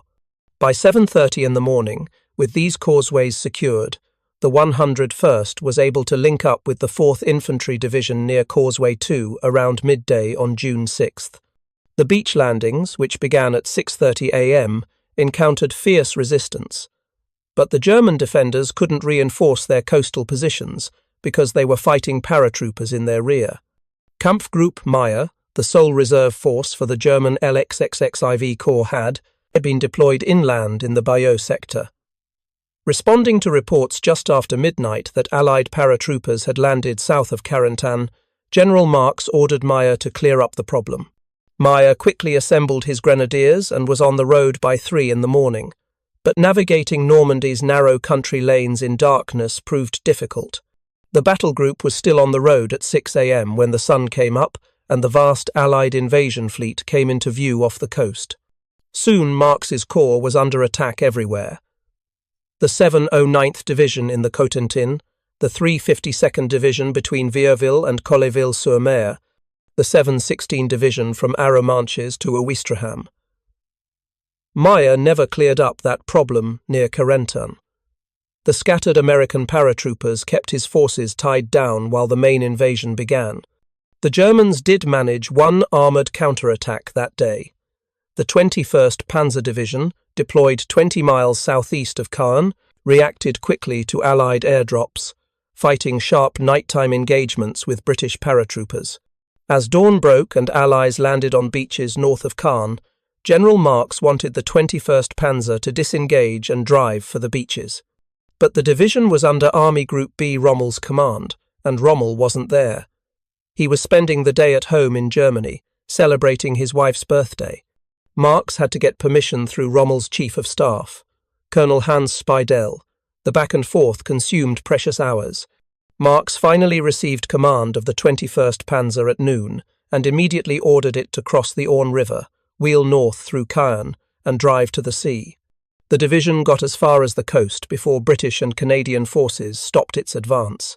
At 9 p.m., with German Lieutenant Rauch still holding his position at water's edge, and General Feuchtinger still deciding what to do next, a great force of aircraft passed overhead.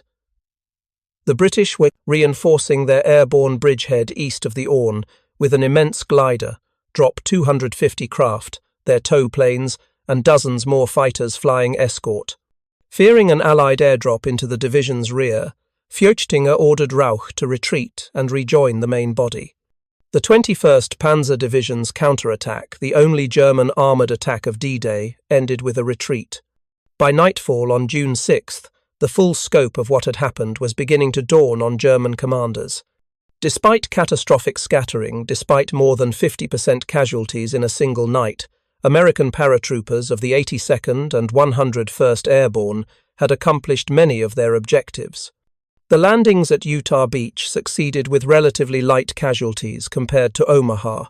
The causeways were secure. Key towns like Sainte-Mère-Église were in American hands. German communications were disrupted. Their reserves were scattered, responding to threats that materialized and vanished like smoke. The Germans, disorganized by the American random drops, no longer knew where to intervene. They were unable to trace the exact outline of positions and objectives. Every field or village could contain 1 or 2 or 20 or 100 Americans, or none at all. Von der Heete's assessment of the American paratroopers began to shift. These weren't the disorganized, inexperienced troops he'd expected. Yes, they were young, around 20 years old, heavily loaded with equipment, but they fought with a determination that surprised him. A German soldier described them. The American paratroopers were mostly young boys around 20, big and strong guys. But that youth belied their effectiveness. When engaged, they didn't break. Scattered and isolated, they still fought. One account noted grimly, "It was no wonder that some of them just exploded under fire from the rifles," referring to the explosives some paratroopers carried in their pockets. The image captured both the material excess of American logistics soldiers so heavily equipped they literally carried explosives alongside their candy bars and the intimate violence of close combat in the hedgerows. The confusion caused by the scattered drop had strategic implications far beyond the immediate tactical picture. Some key German officers, including both Rommel's and Rundstedt's chiefs of staff, interpreted the dispersed airborne landing as evidence that Normandy was merely a feint, a diversionary attack before the real invasion at Calais. This misinterpretation helped prevent a coordinated German response during the critical first hours. Panzer reserves that Hitler personally controlled remained uncommitted. The divisions held in reserve could have deployed in those first hours to devastating effect. but they weren't released until 3 in the afternoon. Hitler had stayed up late into the night and slept in on D-Day. He had to personally authorize release of those divisions, and no one dared wake him. Communication between German units was successfully disrupted, largely by those scattered paratroopers. The Germans resisted fiercely within their defense zones but knew little about the bigger picture. Time worked against them as the Allies advanced, and the chaotic American airborne operation contributed significantly to that German uncertainty. Over the following days, the pattern continued. In order to increase firepower for American soldiers in the Cotentin, the Allies launched operations Keokuk and Elmira at 9 p.m. on June 6 glider reinforcements for the 101st and 82nd Airborne Divisions. Horsa gliders landed on landing zones E and W, cleared as much as possible by engineers during the day. They transported additional troops, anti-tank weapons, medical equipment, ammunition, and radio stations. Insulated from supply routes due to the multiplicity of drop zones and different objectives, the Allies launched new airborne operations on June 7th, starting at 6 in the morning, Operation Freeport for the 82nd and Operation Memphis for the 101st, plus 2 air landing operations for the 82nd. The Americans were doubling down on what should have been a failed strategy, and it kept working. The fight for Carentan became the next major test. Located in the Douve River Valley at the base of the Cotentin Peninsula, Carentan was a town of 4,000 people and a crucial road hub between Utah and Omaha beaches. As long as the Germans held it, the 2 American landing sectors couldn't be consolidated.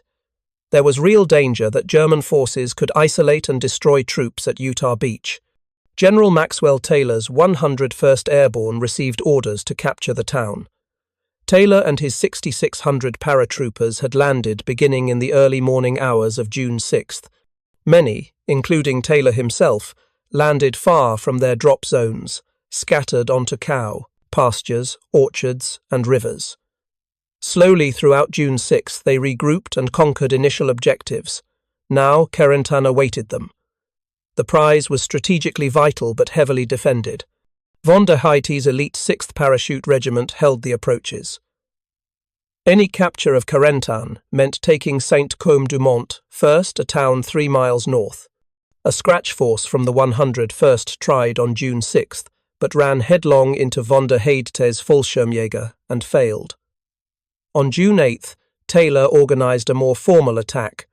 At 4:45 a.m., 2 battalions of the 506th attacked from the north, while the 3rd Battalion of the 501st Parachute Infantry and the 1st Battalion of the 401st Glider Infantry struck from east. The advance was preceded by artillery barrages. Given that American troops had been fighting without proper food or sleep for 3 days, the attack was disjointed.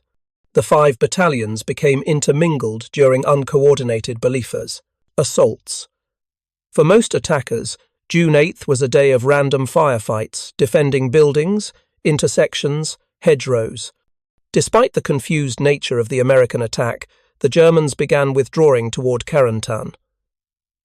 Lieutenant Eugen Scherer of von der Heydt's 4th Company described the situation.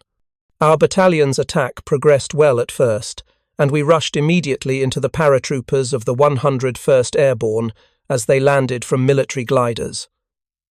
A gory battle developed. Man against man and group against group. It wasn't possible for the battalion to have unified leadership, as new enemy units kept landing in the middle of our actions. The Germans were experiencing their own version of chaos now. Fresh American units kept arriving by parachute, by glider, overland from the beaches. Von der Heydt's forces, elite as they were, found themselves fighting on multiple fronts simultaneously. On June 10th, the 101st renewed its attack on Carentan itself. Lieutenant Colonel Robert Cole led his 3rd Battalion, 502nd Parachute Infantry Regiment up the causeway approaches. The Germans held strong defensive positions. Cole's men became pinned down in what would later be called Purple Heart Lane. At 6 p.m., German bombers struck one American company, killing and wounding scores. The attack stalled, but Cole reorganized overnight. At 6 a.m. on June 11th, his battalion renewed the attack under cover of a smokescreen. Reinforced by another battalion, hand-to-hand fighting ensued for almost 6 hours. Casualties piled up so rapidly that Taylor had his officers negotiate a truce at noon to collect the dead and wounded. The temporary ceasefire revealed the brutal cost on both sides. Then the fighting resumed. The Germans counterattacked repeatedly until 10:30 that evening, forcing all 3 American battalions to withdraw under cover of artillery and mortar fire. But by late afternoon on June 12th, the Germans had run out of ammunition. Von der Heydte ordered his troops to abandon Carentan under cover of darkness. Around midnight, as the Germans began pulling out, Brigadier General Anthony McAuliffe's artillery pelted the retreating enemy. Supported by airstrikes, 6 hours later his firepower had cleared the town. Snipers continued firing, but jubilant French citizens emerged from hiding to greet the American liberators with bottles of wine that hadn't fallen into German hands. The 101st Airborne had taken Carentan.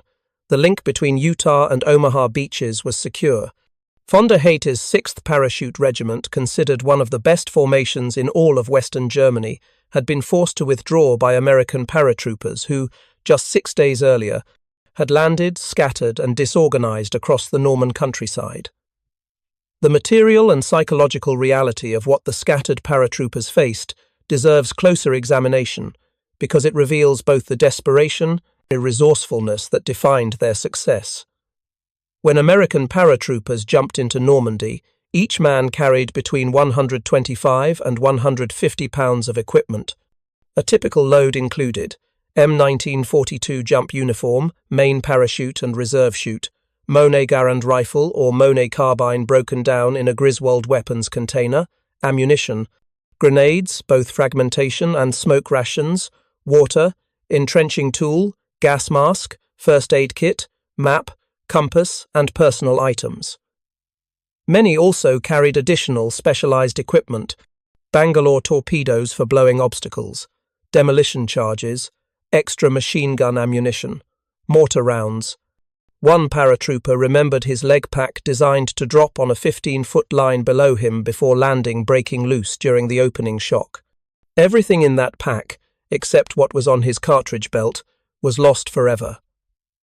The violence of the parachute opening was extraordinary.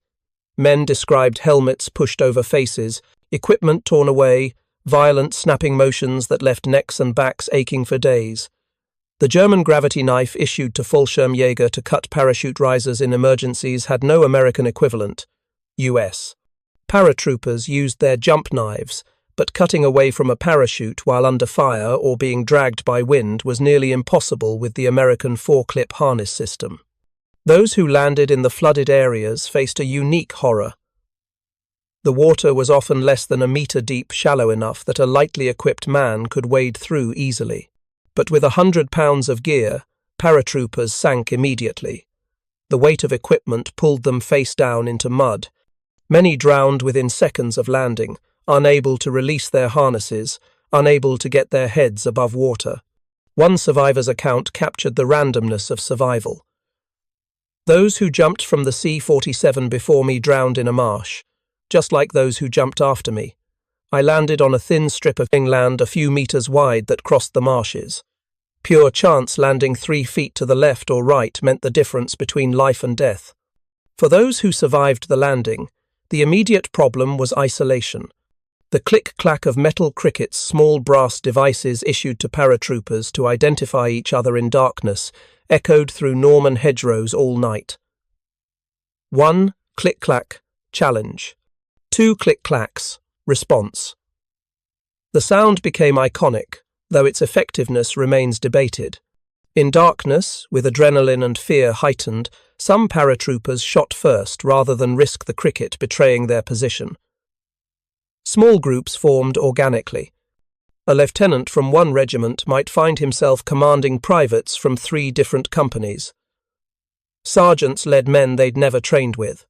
In many cases, the highest-ranking soldier present, regardless of unit-assumed command, and moved toward the nearest objective they could identify. This improvisation became a uniquely American strength. German military doctrine emphasized rigid adherence to command structures. When General Falley died and the 91st Division's headquarters was disrupted, subordinate units struggled to operate independently. They waited for orders that never came, sought to re-establish communication with a command structure that no longer existed. American paratroopers, by contrast, adapted. If the officer was dead, the sergeant led. If the sergeant was missing, a corporal stepped up. If no NCOs survived, privates organized themselves and moved toward what they believed were objectives. This wasn't chaos, it was decentralized initiative, born of necessity but enabled by training that emphasized individual competence and small unit tactics. Consider the story of Sergeant Harrison Summers from the 1st Battalion, 502nd Parachute Infantry Regiment. On June 6th, Lieutenant Colonel Patrick Cassidy needed to clear a German coastal artillery installation near 3, Saint-Martin-de-Vareville. He tasked Summers with 15 men to accomplish the mission. Summers, essentially alone, most of his men providing covering fire rather than directly engaging, cleared 15 buildings filled with German soldiers over 4 hours of sustained close-quarters combat.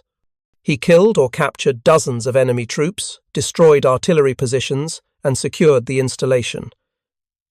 His actions were so extraordinary they seemed implausible, yet they were documented and verified. This pattern repeated across the battlefield.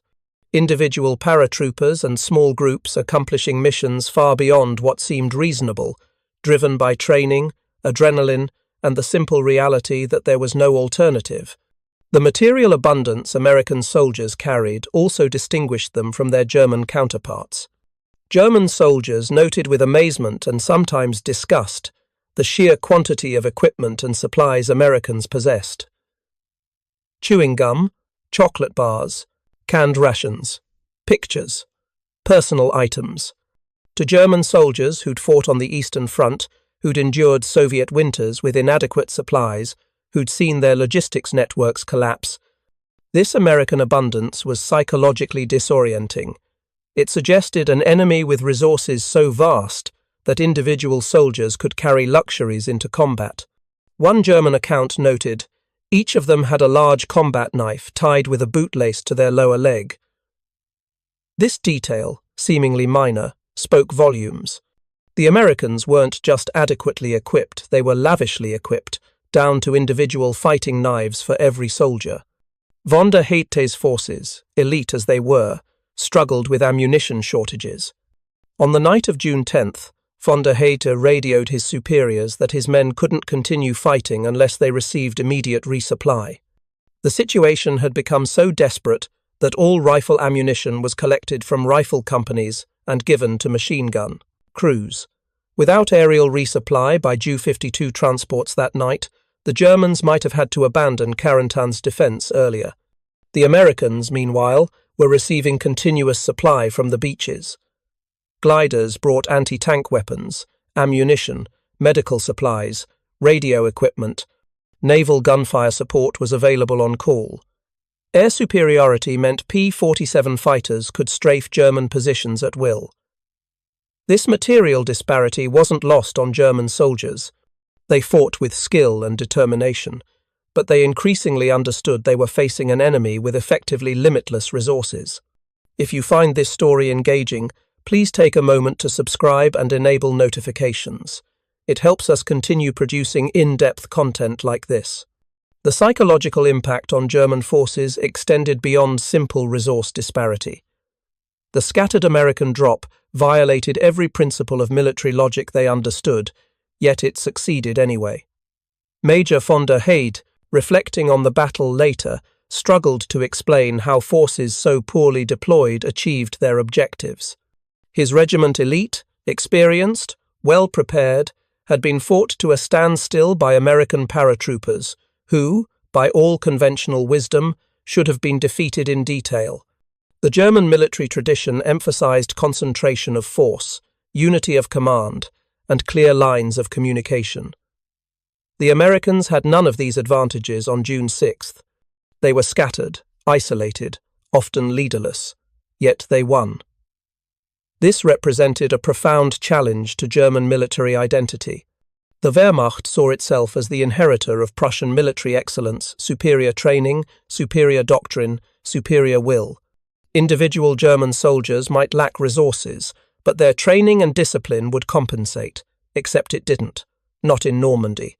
Not against an enemy that refused to behave as enemies should. In the weeks following D-Day, as fighting continued across Normandy, German soldiers' attitudes toward American paratroopers evolved. Initial dismissiveness, viewing them as inexperienced boys loaded with unnecessary luxuries, gave way to wary respect. German after-action reports noted that while they had little regard for the fighting qualities of the average American infantryman, they respected the elite nature of U.S. paratroopers and rangers. These weren't ordinary soldiers, they were volunteers, specially trained, and they fought with unexpected ferocity. But even this respect carried undertones of confusion. How could forces so poorly deployed, so obviously disadvantaged by their scattered drop, fight so effectively? Part of the answer lay in American training philosophy. Unlike German paratroopers, who were Luftwaffe troops and received extensive jump training as part of their identity, American airborne forces were essentially elite infantry who happened to arrive by parachute. The jump was a delivery method, not the core of their identity. Subtle distinction mattered. German Fallschirmjäger had been largely grounded since Crete, used as elite infantry, but rarely making combat jumps. When they did jump, as in Operation Stürzer during the Battle of the Bulge in December 1944, the results were often disastrous because the jump itself had become a specialized skill divorced from ground combat. Reality. American paratroopers trained relentlessly for the ground combat that would follow the jump. Small unit tactics, leadership at every level. Adaptability. The expectation that plans would fail and improvisation would be necessary. This philosophy, born partly from necessity, the US, had less time to develop airborne doctrine than Germany proved more effective than the German approach when plans actually did collapse. The broader strategic context reveals how the scattered American airborne assault fit into Operation Overlord's success. The Allies had implemented an elaborate deception campaign called Operation Fortitude, designed to convince Germans that Normandy was a feint and the real invasion would come at Calais. Everything from fake radio traffic to dummy tank divisions to double agents fed German intelligence false information. The scattered airborne drop, paradoxically, reinforced this deception. German officers, looking at reports of paratroopers spread across 40 miles of countryside, reasoned that this couldn't possibly be the main effort. A serious airborne operation would concentrate forces at key objectives. This dispersed mess looked exactly like what it was, a disaster. Therefore, many Germans concluded, it must be a diversionary attack. The real invasion would come later, at Calais, with properly concentrated forces. This misreading bought the Allies precious time. Panzer divisions held in reserve near Calais remained there for days after D-Day, waiting for an invasion that never came. By the time German High Command accepted that Normandy was the main effort, Allied forces had established an unbreakable lodgment. The scattered paratroopers contributed to this deception without intending to. Their chaos looked like incompetence to German planners who couldn't imagine chaos could be tactically effective. Hitler's personal command style amplified German paralysis. The Führer had centralized control of reserve divisions, requiring his personal authorization for their deployment. On the morning of June 6th, Hitler was asleep. No one dared wake him to authorize release of panzer divisions. By the time Hitler woke and gave authorization mid-afternoon on June 6th, the opportunity for a devastating counterattack had passed. Allied forces were ashore in strength, naval gunfire dominated the coastal zone, and air superiority made large-scale German troop movements suicidal in daylight. The Germans did manage one significant armoured thrust, the 21st Panzer Division's attack toward the beaches between the British and Canadian landing zones. But even this was disrupted by fear of airborne forces. When British gliders arrived in massive numbers at 9 p.m. on June 6th, reinforcing the airborne bridgehead east of the Orne River, German commanders feared additional drops in their rear. The 21st Panzer withdrew. The spectre of Allied airborne forces, even when those forces were scattered, undersupplied, and struggling to organize, exerted psychological pressure far beyond their actual combat power. The human cost of the American airborne assault demands recognition. By the end of D-Day alone, approximately 2,500 American paratroopers and glider infantry had been killed, wounded, or gone missing. Some sources suggest the number was even higher when including men who drowned, died of exposure, or were captured in isolated pockets. In the 82nd Airborne, 15 of 16 battalion commanders in the infantry regiments became casualties on June 6th. These were experienced officers, many veterans of Sicily and Italy, lost in a single day of combat. The 101st Airborne, making its first combat jump, suffered similar losses. Over the following 33 days of fighting in Normandy, the 101st lost more than 2,000 men killed and nearly 8,000 wounded, with 350 taken prisoner. The 82nd suffered comparable casualties over its 33 days in Normandy, before returning to England on July 13th. These losses were staggering over 50% casualties in just over a month of combat.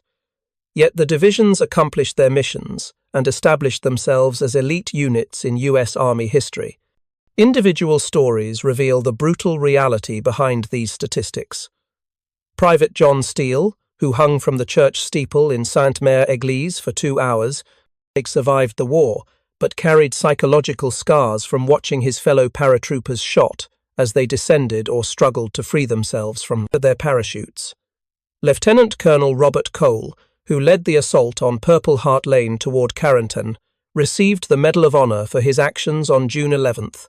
He would be killed by a German sniper 3 months later near Best, Holland, during Operation Market Garden. The French civilian population also paid a terrible price.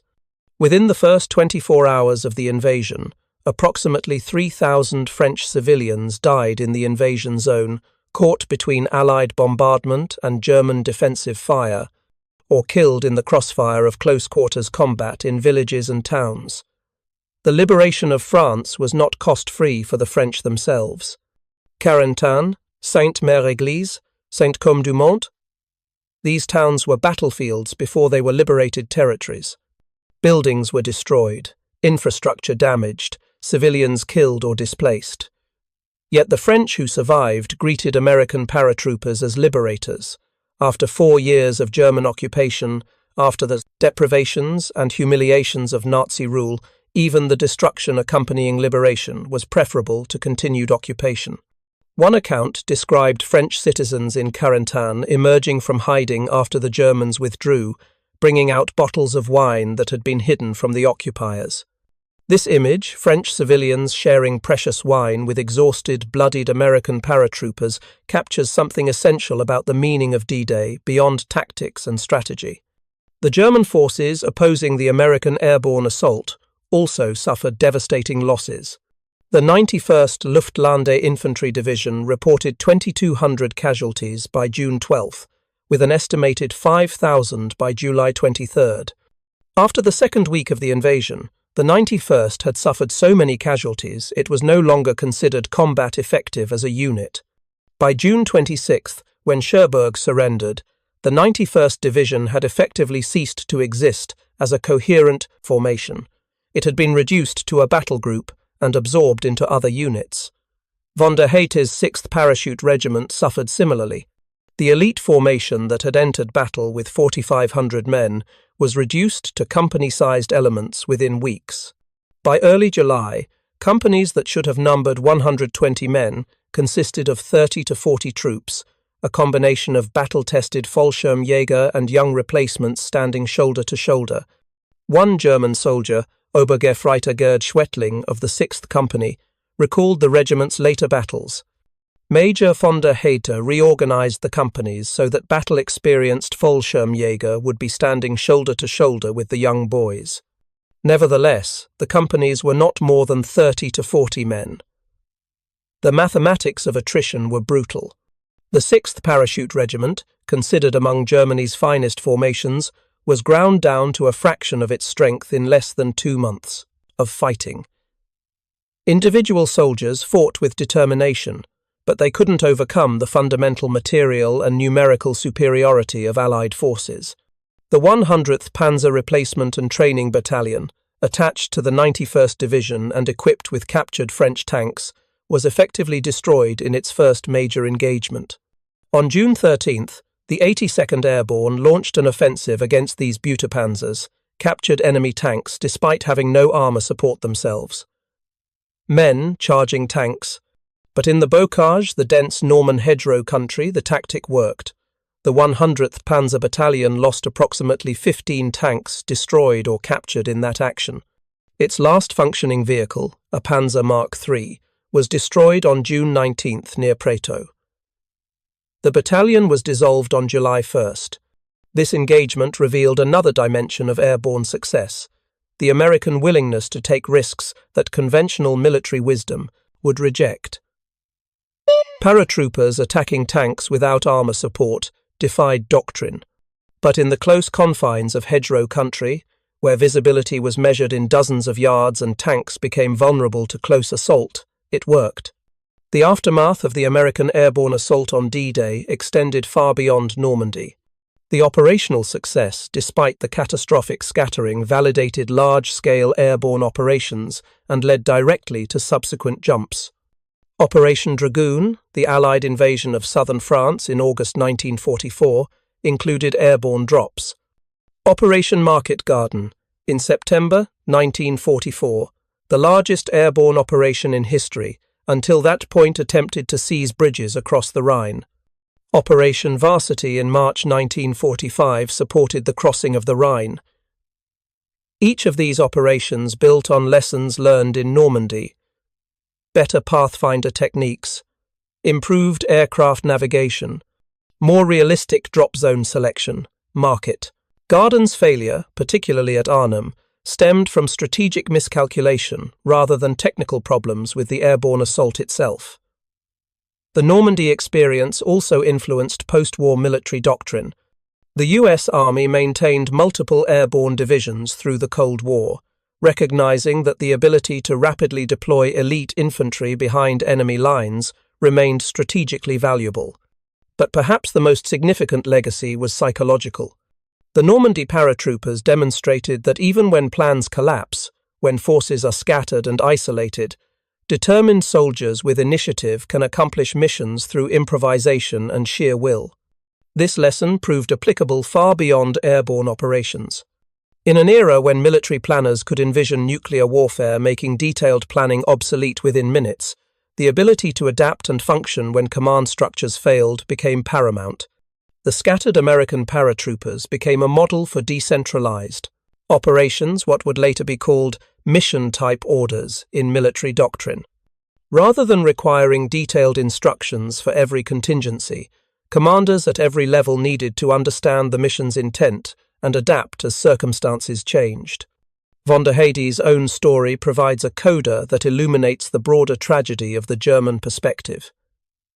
In December 1944, during the Battle of the Bulge, von der Heydte was given command of Kampfgruppe von der Heydt for Operation Stoße, the only nighttime combat parachute jump the Germans attempted during the war.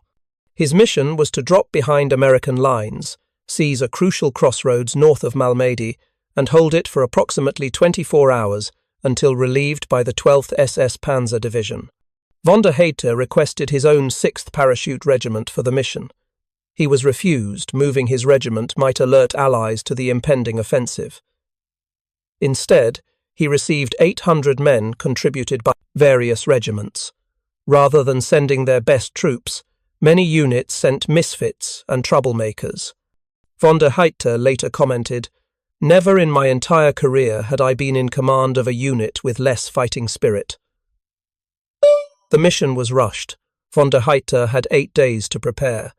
Many of his men had never jumped from an airplane before.